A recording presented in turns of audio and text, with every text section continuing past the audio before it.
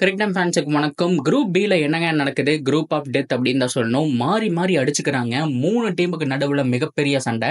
செமிஃபைனல்ல மோத போற அந்த 2 டீம் யாரு அப்படிங்கறதா மிகப்பெரிய கேள்வி. ஸோ குரூப் ஏவை பொறுத்த வரைக்கும் இந்தியா ஆஸ்திரேலியா ஆல்மோஸ்ட் குவாலிஃபை ஆயிருவாங்க. இதுல மாற்றமே கிடையாது. 99.9% இந்தியாவும் ஆஸ்திரேலியாவும் குவாலிஃபை ஆயிருவாங்க.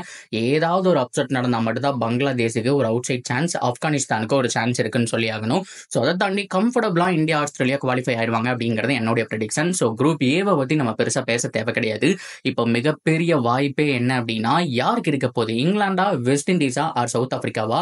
இந்தியா கூட மோத போறது யாரு? செமிஃபைனலுடைய அட்டவணை எப்படி இருக்க போகுது அப்படிங்கிற கம்ப்ளீட் டீடைல் இந்த வீடியோல பார்த்து தெரிஞ்சுக்கலாம். அதுக்கு முன்னாடி ஃபர்ஸ்ட் டைம் சேனலுக்கு போறீங்கன்னா மறக்காம சப்ஸ்கிரைப் பண்ணி சப்போர்ட் பண்ணுங்க. அப்பதான் அப்டேட் எல்லாமே உங்களை வந்து சேரும். சரி வாங்க வீடியோக்குள்ள போலாம்.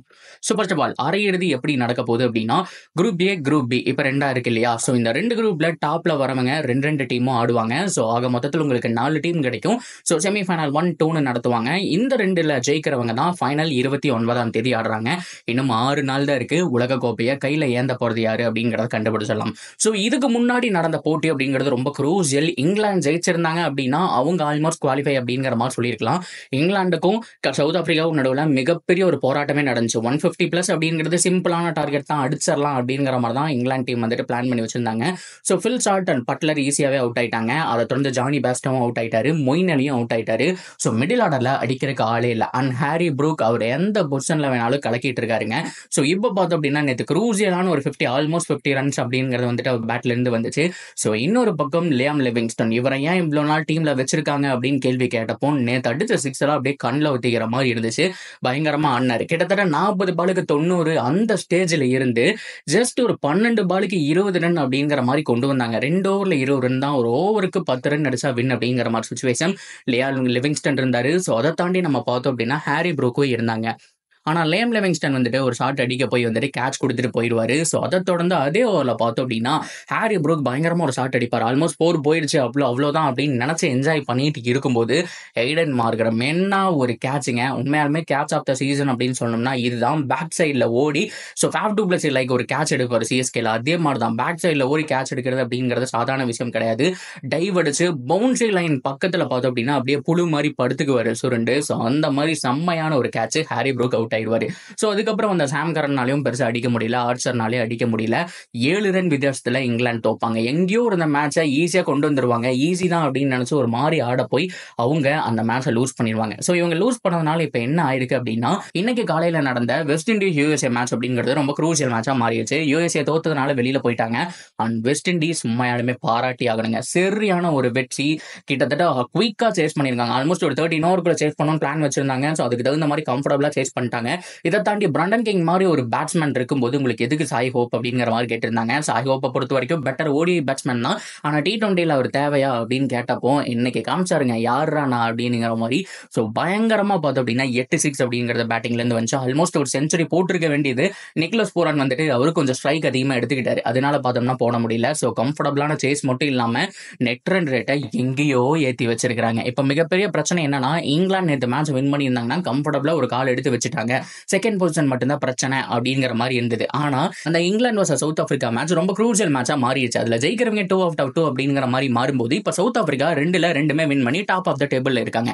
இப்ப மிகப்பெரிய பிரச்சனையே இங்கிலாந்துக்கும் வெஸ்ட் இண்டீஸுக்கும் தான். வெஸ்ட் இண்டீஸை பொறுத்த வரைக்கும் 2ல் 1 ஜெயிச்சிருக்காங்க, இங்கிலாந்து 2ல் 1 ஜெயிச்சிருக்காங்க. ஆனா நெட் ரன் ரேட் அப்படிங்கிறது வெஸ்ட் இண்டீஸுக்கு எங்கேயோ இருக்கு. +1.8ல இருக்காங்க அவங்களுடைய நெட் ரன் ரேட். ஆனா இவங்களுக்கு 0.6 தான் இருக்கு, பிளஸ்ல இருக்கிறாங்க இங்கிலாந்து. இப்ப மிகப்பெரிய பிரச்சனையே டிசைடர் மேட்சா எது இருக்க போகுது அப்படின்னா வெஸ்ட் இண்டீஸுக்கும் சவுத் ஆப்பிரிக்காவுக்கும் நடக்க போற அந்த மேட்ச். அந்த மேட்ச்ல சவுத் ஆப்பிரிக்கா ஜெயிச்சிட்டா ஏதாவது ஒரு டீமுக்கு தான் வாய்ப்பு. வெஸ்ட் இண்டீஸ் வரணும், இல்லைன்னா இங்கிலாந்து வரணும். இன்கேஸ் சவுத் ஆப்பிரிக்கா தோத்துட்டாங்க அப்படிங்கிற பட்சத்துல அவங்க வெளியில போற கூட சான்ஸ் இருக்கு. குரூப் பில என்ன வேணாலும் நடக்கலாம், அந்த மாதிரியான ஒரு சிச்சுவேஷன். ஆனா ரொம்ப ரொம்ப ஈஸியா இருக்க போறது இங்கிலாந்துக்கு அடுத்த மேட்ச் யூஎஸ்ஏக்கு அகைன்ஸ்ட் தான். ஸோ இவங்க 2 பேரும் தான் சண்டை கட்டிக்கணும். அதாவது சவுத் ஆப்பிரிக்கா வெஸ்ட் இண்டீஸுக்கு தான் மிகப்பெரிய சண்டையே. ஆனா இங்கிலாண்டை பொறுத்த வரைக்கும் நெட் ரன் ரேட்ஸ் அடுத்த மேட்ச் ஏத்தறக்கான எல்லா வேலையும் பார்ப்பாங்க. ஃபர்ஸ்ட் பவுலிங் கிடைச்சது அப்படின்னா அவங்களோட 100 ரன்குள்ள வந்துட்டு சுருட்டிட்டு ஒரு 8 ஓவரில் 10 ஓவரில் சேஸ் பண்ணுறக்கு பார்ப்பாங்க. அப்படி சேஸ் பண்ணிட்டாங்க அப்படின்னா இங்கிலாந்து குவாலிஃபை ஆகலாம். மிகப்பெரிய மாற்றம் நடக்க போகுது. சரி ப்ரோ, அதெல்லாம் இருக்கட்டும். இப்போ அவங்க குவாலிஃபை ஆனால் என்ன அப்படின்னா பிரச்சனையே அங்கே தான். இப்போ இந்தியா தான் இந்த 3 டீமில் ஏதோ ஒரு டீம் கூட செமிஃபைனல் ஆட போகிறாங்க. அது யாரு அப்படிங்கிறது தான் கேள்வி. ஒன்று வெஸ்ட் இண்டீஸாக இருக்கும், இல்லைன்னா இங்கிலாண்டாக இருக்கும், சவுத் ஆப்பிரிக்கா இருக்கும். 3மே பயங்கரமான டீம். ஆனால் கொஞ்சம் சவுத் ஆப்பிரிக்கா வந்தால் ஈஸியாக வின் பண்ணிடுவாங்க இந்தியா அப்படிங்கிறது என்னுடைய ப்ரெடிக்ஷன். ஏன்னா இங்கிலாந்து அண்ட் வெஸ்ட் இண்டீஸ் தான் ரொம்ப கஷ்டமான ஒரு டீம். சவுத் ஆப்பிரிக்கா கொஞ்சம் ஈஸியாக இருப்பாங்க இந்தியாவுக்கு அப்படிங்கிற மாதிரி தான் எனக்கு தோணுது. பிகாஸ் ஏன் அப்படின்னு கேட்டிங்கன்னா அவங்களுடைய பவுலிங் யூனிட் ரொம்ப ரொம்ப புவர். ரபாடா மேட்சுக்கு அடி வாங்குறாரு. மார்கோ யான்சன் தர்மடி வாங்கிட்டு இருக்காரு. ஆண்ட்ரிக் நார்கியான் நல்ல அடி வாங்கிட்டு இருக்காரு. ஆனால் போன மேட்ச் நல்லா ஃபைனல் ஓவர் போட்டு கொடுத்தாருங்க. ஏன்னா ஹாரி ப்ரூக்குடைய விக்கெட் போயிடுச்சு. ஸோ அதுக்கப்புறம் ஃபுல்லாமே டெய்லண்டர்ஸ் தான். ஸோ ஆர்ச்சர் வரணும், ஜோர்டன் வரணும். ஸோ அவங்களால ஃபினிஷ் பண்ண முடியல. ஸோ அது மட்டும் இல்லாமல் சாம் கரனாலையும் ட்ரை பண்ண முடியல. அதனால கொஞ்சம் நல்ல ஓவராக இருந்துச்சு. ஆனால் முதல் 3 ஓவரில் போட்டு பிரிச்சுட்டாங்க அவரை. ஸோ அவங்க பெட்டரான பவுலிங் கிடையாது. கேசவ் மகாராஜ் மட்டும் எவ்ரி மேட்ச் டீசெண்டாக போட்டிருக்காரு. ஸோ அவருடைய எக்கானமி 6லேருந்து 7க்குள்ள தான் இருந்துட்டு இருக்கு. 24 ரன் மேக்ஸிமம் 30 ரன்குள்ள தான் கொடுக்குறாரு. 2 விக்கெட் அப்படிங்கிற மாதிரி வந்துட்டு எடுத்துட்டு போயிடுறாரு. அவர் வந்தாலே விக்கெட் டேக்கிங் பவுலர் அப்படிங்கிற மாதிரி தான் இருக்கு. மற்றபடி மகாராஜை தவிர அவங்களுடைய பவுலிங் யூனிட் அவ்வளோ பெருசாக இல்லை, சொல்லிக்கிற அளவுக்கு இல்லை. பேட்டிங் யூனிட் டீசெண்டாக இருக்கு. ஸோ இந்தியாவை கம்பேர் பண்ணி பார்த்தீங்க அப்படின்னா பேட்டிங் 2 தராசில் வச்ச மாதிரி இருந்தாலும் பவுலிங் இந்தியன் டீம் எங்கேயோ இருக்காங்க. ட்ரிபிள் மடங்கு பெட்டராக இருக்குங்கிறது என்னுடைய ப்ரெடிக்ஷன்.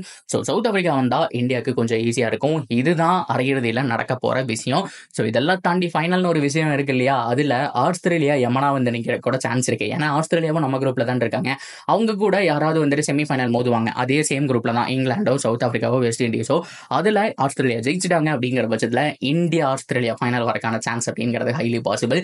ஏதாவது ஒரு டிசப்பாயின்மெண்ட் நடக்குதா இல்லையா அப்படிங்கிறத நம்ம பொறுத்திருந்து பார்க்கணும். இன்னும் 6 நாள் தான். ஸோ கிட்டத்தட்ட ஐசிசியோட இந்த T20 வேர்ல்ட் கப் வந்துட்டு முடிஞ்சிடும். ஸோ இந்தியானால டிராஃபி அடிக்க முடியுமா அப்படிங்கிறத நாம பொறுத்து இருந்தா பார்க்கணும். ஸோ உங்களுடைய இந்த சூப்பர் 8 முடிஞ்சதுக்கு அப்புறம் டாப் 4 ப்ரெடிக்ஷன் என்ன, யார் யாருக்கு செமிஃபைனல் வரக்கான சான்ஸ் இருக்கு, அண்ட் ஃபைனல் வர போற 2 டீம் எது அப்படிங்கிறத தாராளமாக கமெண்ட் செக்ஷன்ல சொல்லுங்க. அண்ட் தொடர்ந்து அப்படி இருக்கு சேனலோட நினைஞ்சிருங்க. மறக்காம சப்ஸ்கிரைப் பண்ணி சப்போர்ட் பண்ணுங்க.